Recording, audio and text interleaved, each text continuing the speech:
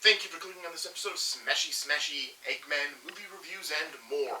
We're still talking about animals attacking things, and so we moved right along. So far, we've talked about sharks, we've talked about snakes, we've talked about bats, and we're going to round out the first month of this series talking spiders. Now, actually, we're going to end both months talking about spiders, because there were two spider movies I really wanted to talk about. The first one we're talking about today, and that is Arachnophobia, made back in the early 90s. I don't know why I'm doing this. The last time I just pulled a year off of the case, it was the wrong year. Bats came out in 99. I learned that after the fact, but I believe this one was... Okay, that's definitely the year the disc was made. I cannot find its release year. Alright, so I don't fully... It's the early 90s. I know that. It's an early 90s film, Arachnophobia. It is a tale of spiders. So, this might be one of the longest because it's got a lot of stuff to get through before we get to the meat of this film. I think the first 20 minutes, Jeff Daniels, who is the star of this movie, who is 8 legs, 2 fangs, and an attitude. Go see Arachnophobia. Jeff Daniels, who is the star of this movie, isn't there for the first 20 minutes. And actually, a minor characters who were following for that first 20 minutes, and an even more pivotal but minor character is also there. Basically, we start off with a photographer who's going to Venezuela to work with a specialist in spiders and other unique wildlife who is going into the deep jungles to find new species of things. The photographer isn't feeling well, he has a fever, but he's going in anyways. They travel through the dark jungle. They find a tree, they smoke everything out of the tree, saying the smoke will kill everything that is in the tree, and some spiders drop out of it. But these spiders aren't dead, these spiders are still very much alive. And they capture one, they take a couple dead, and they say they take one alive. And I'm not sure they do, because later on in this movie, they still don't know a lot about these spiders. But yeah, they say they're going to take one alive. I don't think they do. And if they do, I think they study it right away, so they kill it. Anyways, a general is what they're called, the biggest of these spiders, which still isn't a huge spider. It's just a very large spider, but it's not like gigantic. It's still a very, it's large on the spider scale. It hitches a ride back to the camp, where it eventually bites the photographer as he's sleeping. The photographer dies within seconds, and is shipped home with the spider conveniently crawling into his casket. Because this movie takes place in America, therefore we need to get the South American spider from South America to North America.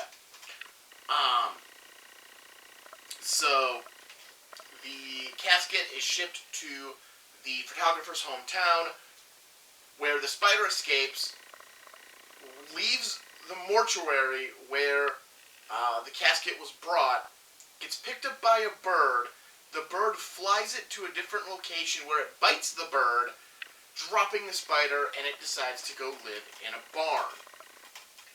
As this is happening, Jeff Daniels and his family are moving into their new home in the country. Jeff Daniels is a doctor who's taking over for the practice of a retiring doctor from within the town. He's afraid of spiders, though it's not made crystal clear at the beginning, other than the fact he tells his wife she has to deal with a spider they found in the house. This spider is eventually put in the barn, where it meets our Venezuelan spider, and they apparently mate? It's not real clear.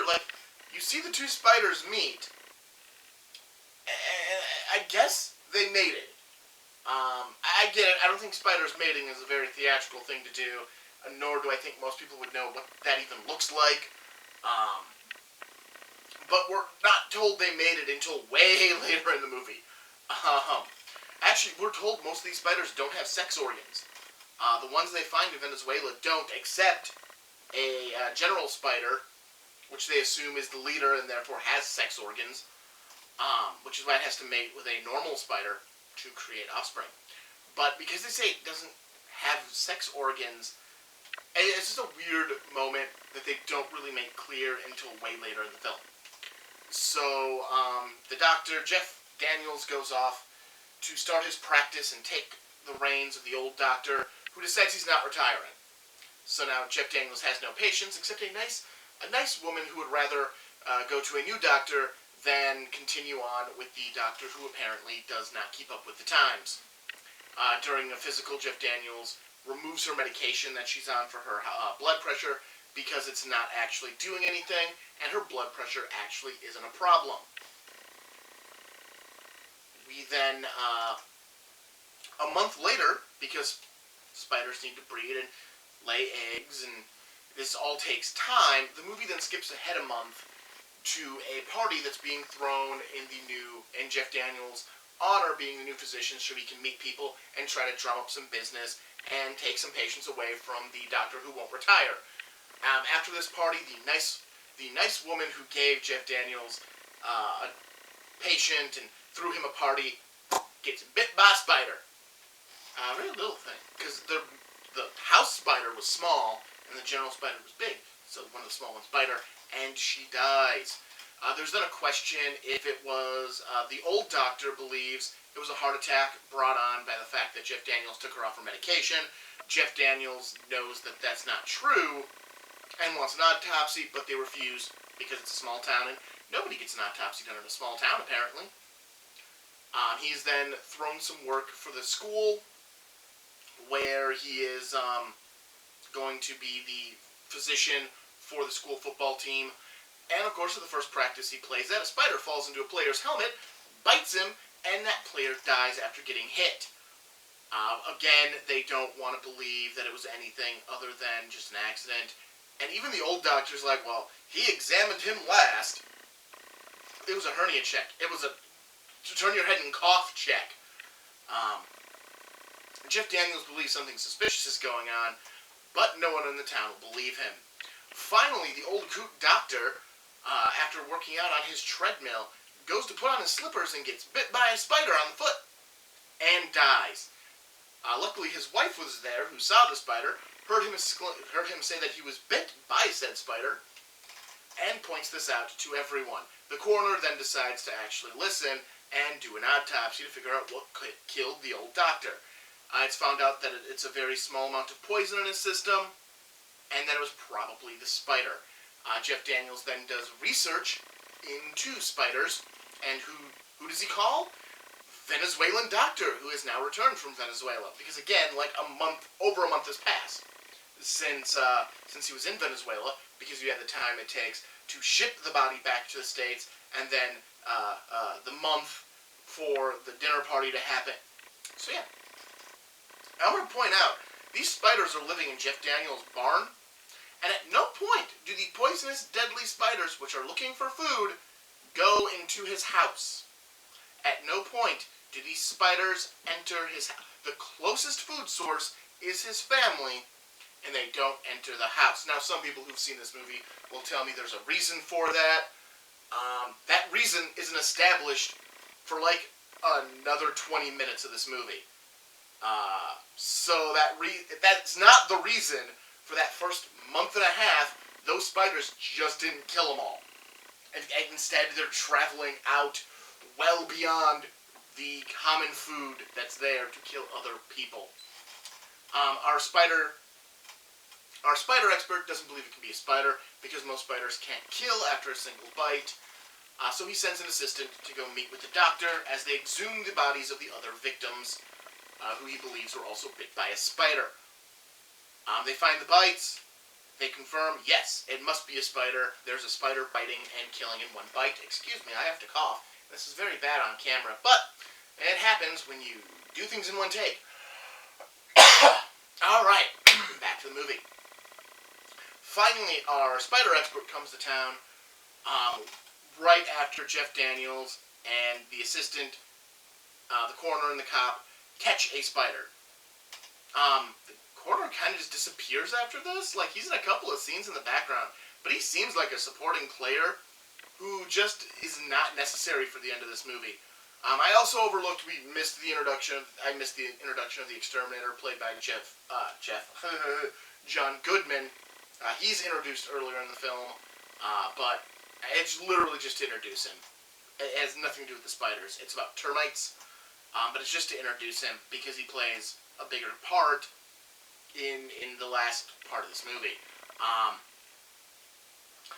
They then figure out that there must be a nest, which is obviously at the dude's house. As an audience member, we know this because we've also seen two spiders crawl into his basement through a broken window, dragging a ball of something behind them, which we find out is the new set of babies, because the first generation couldn't reproduce. They still didn't have reproductive organs until the general made a queen.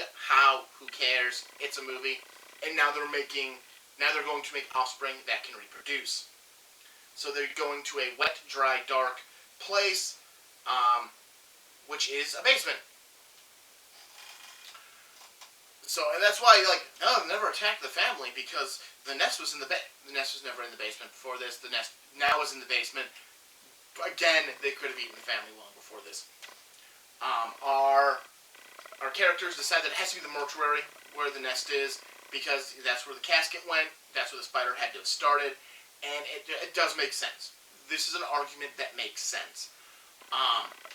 So they race up to the mortuary, Jeff Daniels, John Goodman, and the assistant, as the sheriff brings our spider expert to the barn, because he's realized after the fact, and since this is well before cell phones, they can't just call each other, realize well after the fact that it is at the barn. When he gets there, he sends the sheriff away to go collect the rest of the team, so John Goodman, Jeff Daniels, and the assistant, and the sheriff is never heard from again. The coroner is lost when everyone splits up in the office, because he isn't in the truck, and he isn't with the sheriff. He's just gone, and there's never an explanation as to why, and the sheriff disappears, going to look for everyone else. They go to the mortician's house, because the mortuary is locked, so they can't investigate it. Find both him and his wife are dead, bitten by spiders. They then go to the mortuary, break in, can't find anything, and then finally decide to, you know what, if we plot where the spiders hit and look at the middle of the plot, that's where the nest is going to be, and then they realize it's Jeff Daniels' house, so they race back to Jeff Daniels' house. Well, our spider expert is murdered because he's an idiot. Murdered by spiders because he's an idiot. John Goodman goes into the barn to start exterminating using really good poison that apparently is like acid, but doesn't hurt him. Because he uses the sprayer and it's still kind of spraying as he throws it over his shoulder and it runs down his clothes. But it's not harmful to him, and he doesn't need a mask. So it's a real effective poison for spiders, because it looks like acid. They burn like acid. But okay. So he goes into the barn to start exterminating, as Jeff Daniels and the assistant go into the house to try to locate Jeff Daniels' wife and his two kids. The spiders begin swarming and attacking and trying to attack the family. Finally, the spiders are in the house. They flee upstairs to the bathroom. Everyone gets outside except Jeff Daniels, and the assistant falls from the second floor on an awning, and then he disappears for the rest of this movie. As Jeff Daniels falls through his rotted floor into his basement, where he realizes that's the nest, because the spiders won't go there, because spiders are cannibalistic, and therefore won't go to where the nest is, because they'll just eat the babies, which is not what anybody wants. He then gets into a fight with the queen and electrocutes her to death. No explosion. Good on you, movie. Good on you. But unfortunately, the general is still alive, and he gets into a fight with that, throwing bottles of wine at it and trying to blowtorch it to death. Finally, he does succeed at lighting the general spider on fire, It then tries attacking him again while on fire, and he uses a nail gun to shoot the spider out of the air into the nest of hatching baby spiders that can reproduce, which lights the whole thing on fire. Then it explodes! Because it's an animal attack movie, and something's got to explode. It's not a big explosion. Like, at least it's a little explosion, whereas, like, it's a pop of an explosion, like fire, and not like, boof, explosion. But there's still an explosion here. There's still a mild explosion, so we're going to add that to our explosion counter. We've had 4. We've done 4 movies, 4 things blow up. Alright. I'm counting it. I'm counting it. There was this mild explosion. Again, it wasn't like Hollywood ending explosion, but there's a mild explosion. Jeff Daniels is then saved by John Goodman, who has exterminated all the rest of the spiders. Everyone is happy, and for some reason we have a scene at the end with Jeff Daniels. I think I said Jeff Goldblum. Whatever. Jeff Daniels and his wife back in San Francisco, where they started from, because apparently now they're afraid of the country. And just left that town without a doctor or a mortician. Like, people died, and he abandoned this town. Jeff Daniels is kind of a dick. Yeah, people died. He just abandoned this town. He abandoned this town in its need. It didn't have a doctor. Didn't have a mortician. Didn't have a nice old lady. A kid died. Yeah. Yeah, he's kind of a dick. They're talking about how great the city is. There's an earthquake. They decide to go check on their kids. There's another earthquake, and the movie ends. I don't get why that scene was needed. That scene wasn't needed. We didn't need a double earthquake scene. Honestly, I think it would have been a much better ending to find out that they just adjusted to country living afterwards. That, once you've dealt with poisonous spiders, what else? What's the problem here? But yeah, so that's Arachnophobia. I honestly thought John Goodman's character dies in this movie going into the barn, and I think it's because my brain just overlaid the scene in Men in Black where the exterminator goes into the barn and then dies to that's what happens to all exterminators that go into a barn. But John Goodman makes it through this movie, and I was surprised because I honestly thought he died like halfway through this movie. But when he was in the climax, I'm like, what? What, he's still alive? How? I figured him for a goner. But yeah, so that one surprised me. For having never seen this movie, it's not bad. It was actually rather enjoyable. It moves very well. Because it's the early 90s, all the spiders are practical. There is no CG in this movie, and if it is, it's so minimal that you don't even notice it. Which is good, which is what you want the CG to look like in one of these kind of movies. You want it to be so minimal that it's just, you don't even notice it. But yeah, it's mainly practical effects. Overall, it's a pretty good movie. Is it the best animal attack movie? No. But it's entertaining. I liked it. I thought everyone gave a strong performance. And, yeah, I'd recommend it. I'd recommend some Arachnophobia if you've never seen it before, and you don't suffer from arachnophobia. Because I don't recommend any of these movies if you are afraid of the creature that they're attacking. Because, well, that's just weird. Why would you watch a movie about something that you're already terrified of? Just so you can be more terrified that that specific variant is going to get you. But yeah, I liked Arachnophobia. It was a good time. I don't regret watching it. Alright, we got 4 more weeks of animal attacks. We've got some gorillas coming at you. We've got some more spiders, alligators, and piranha coming at you. And some of those I'm already giving away the title of the movie, or movies, that I'm covering. But yeah, so it's a good time. I'm enjoying it. I'm enjoying watching these movies. I'm enjoying talking about them. I hope you're enjoying listening. This is Smashy Smashy Eggman, movie reviews and more. I am Martin Prevost. Don't forget to hit that like button. Comment if you've got something to say on Arachnophobia.